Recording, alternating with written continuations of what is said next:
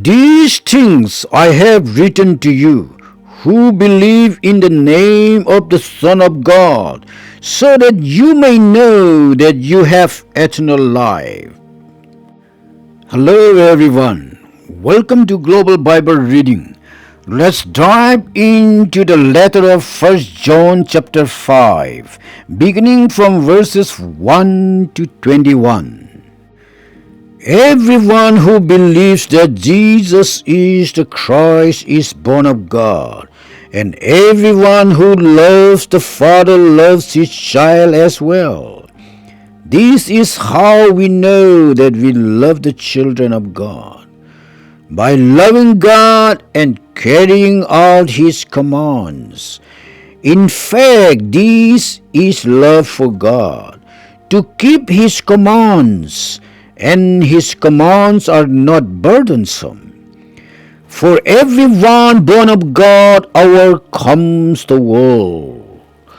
This is the victory that has overcome the world, even our faith. Who is in that overcomes the world? Only the one who believes that Jesus is the Son of God. This is the one who came by water and blood, Jesus Christ. He did not come by water only, but by water and blood, and it is the Spirit who testifies, because the Spirit is the truth. For there are three that testify: the Spirit, the water, and the blood, and the three are in agreement. We accept human testimony, but God's testimony is greater because it is the testimony of God, which he has given about his Son. Whoever believes in the Son of God accepts this testimony. Whoever does not believe, God has made him out to be a liar, because they have not believed the testimony God has given about his Son. And this is the testimony: God has given us eternal life, and this life is in his Son. Whoever has the Son has life.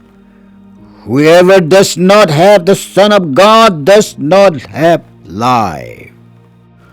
I write these things to you who believe in the name of the Son of God, so that you may know that you have eternal life. This is the confidence we have in approaching God, that if we ask anything according to his will, he hears us. And if we know that he hears us, whatever we ask, we know that we have what we ask of him. If you see any brother or sister commit a sin that does not lead to death, you should pray and God will give them life. I refer to those whose sin does not lead to death. There is a sin that leads to death. I am not saying that you should pray about that. All wrongdoing is sin, and there is sin that does not lead to death. We know that anyone born of God does not continue to sin.